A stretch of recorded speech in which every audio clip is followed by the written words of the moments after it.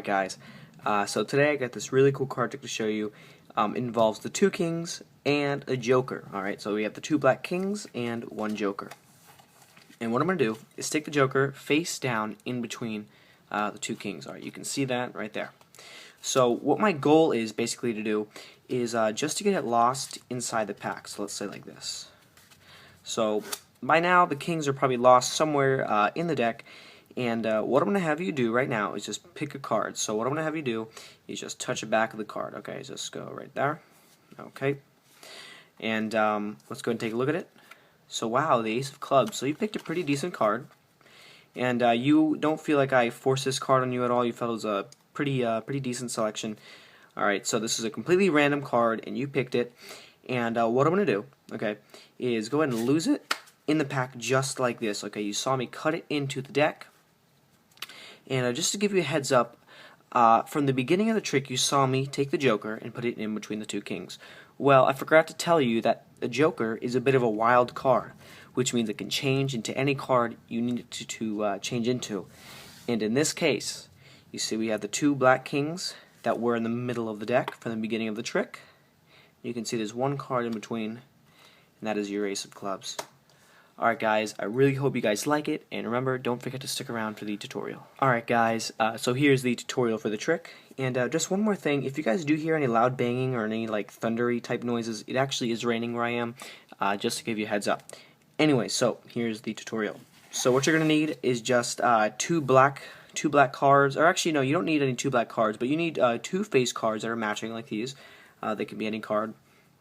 And you either need like a joker or the Ace of Spades, something contrasting these cards in this case, or you can maybe take the Ace of Diamonds and put it in there just because it's a black and red contrast. But for this case I just used a joker, okay? So you can use whatever card you want to use, just make it's contrasting with these cards. So the only setup you need is this right here. So you take the joker, you put it in between the two kings, and then you tell the audience that what you're going to do is lose these three cards in the deck, but obviously you're not going to do that, because you're going to go ahead and take this card and get a pinky break right underneath it, okay? Can you see that?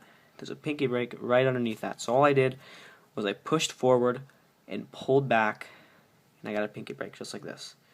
Okay, it's really easy to do, and no one's going to see it. So from here you're going to transfer that to a little thumb break like this, okay? And in the video I did a triple undercut. You can use any method that you want to in order to get the card to the bottom, as long as it doesn't disturb any other order of the deck.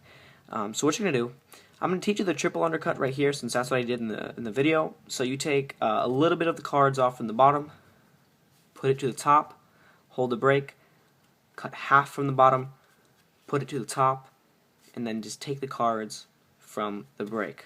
Alright, and this is going to be your setup right here. Okay, so you have the king on the bottom, the king on top, and you still have the joker right there. So that's going to be where you're at after you do the, you can do a double undercut and get the same thing. I just wanted to show you what I use in the trick. So from here, when you spread out the cards, because you're going to tell the spectator, okay, so now those three cards are lost in the deck, and I'm just going to have you pick one card. So when you fan out the cards like this, or just spread them out for the spectator to pick, you want to make sure you don't flash that king. Okay, so you just spread over like a block of cards like this, and they won't be able to spread through, and you spread open just a little bit of the cards, and you have them pick a card from wherever. So it's a completely random selection. You pull it out, and you show it on the table face up, and you tell the spectator, wow, look, so you got a pretty good card here, the Nine of Spades or whatever it is. And then what you're going to do, because remember you have that face down card on the bottom, that king, you're going to take it and then put it on the deck just like this. That way when you flip over the deck, it looks pretty natural, because you don't want to flip over the deck and show that it's face down there too, so that would be pretty weird.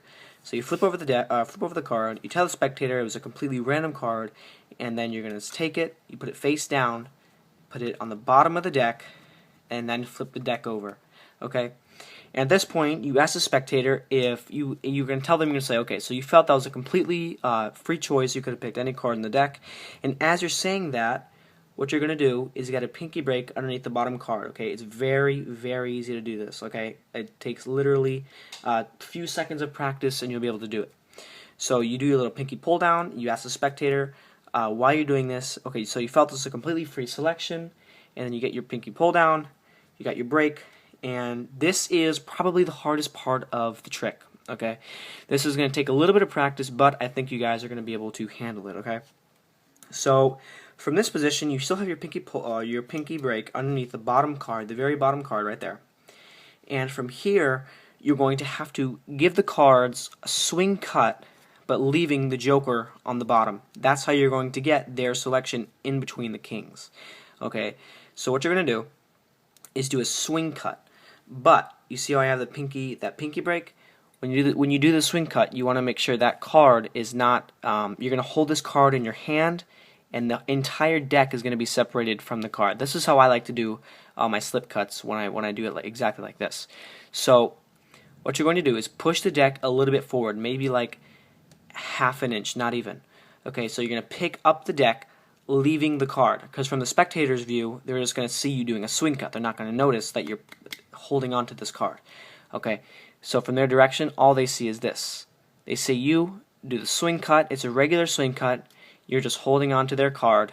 You square the deck up, and you close it.